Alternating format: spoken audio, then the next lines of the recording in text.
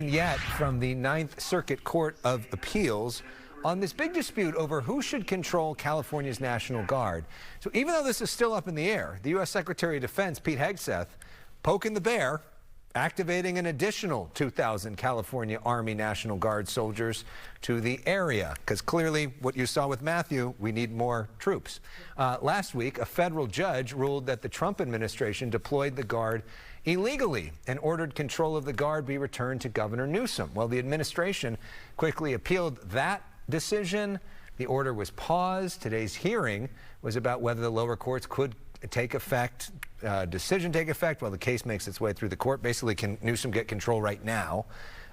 This could end up in the Supreme Court, but a decision from the Ninth Circuit likely in the next few days. We just don't have one coming tonight. Meanwhile, the other big story from last week, Senator Padilla and what happened with him. He took to the floor of the U.S. Senate today for the first time since he was detained last week at a press conference held by Homeland Security Secretary Kristi Noem. He revealed new details about what happened to him in today's speech. I didn't just get up and go. I asked and was escorted by the National Guardsman and the FBI agent into the press conference.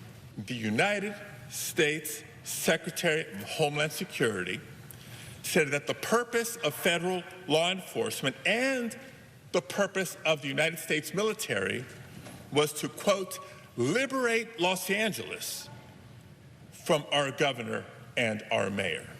Of course, I was compelled, both as a senator and as an American, to speak up. But before I could even get out my question, I was physically and aggressively forced out of the room.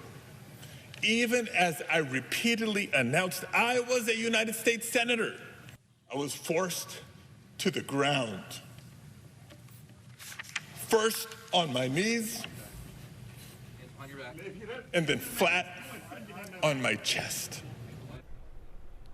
I can confirm that reporting, by the way, that he was escorted in by the National Guard and the FBI, but Secretary Noem did not expect him to be there. He was handcuffed by federal agents. Eventually, he was released. He had a private conversation with Secretary Noem for 15 minutes. If what you saw happen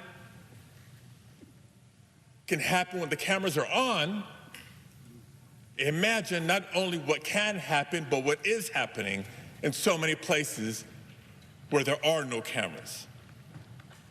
Colleagues, this isn't about me. In fact, it's not just about immigrant communities or even just the state of California. It's about every single American who values their constitutional rights.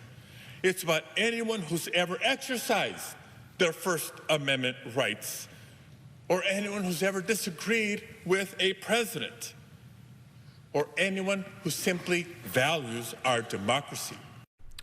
Padilla says his experience should shock the conscience of America. He urged all Americans to continue peacefully protesting. So after that, there was this. This happened today. New York City's comptroller and mayoral candidate Brad Lander, he was arrested by federal agents outside an immigration court today. He linked arms with the defendant agents were detaining. He refused to let go. He demanded to see a warrant. New York's Attorney General calls the arrest an abuse of power. Authorities later released Lander and dropped assault charges. Well, today in downtown L.A., Congressman Jimmy Gomez attempted to enter the ICE detention facility in his district for the third time. Gomez says he wants to make sure the detainees are being held humanely. Gomez saying on his X feed that he keeps getting excuses on why he isn't allowed to enter despite showing his government credentials.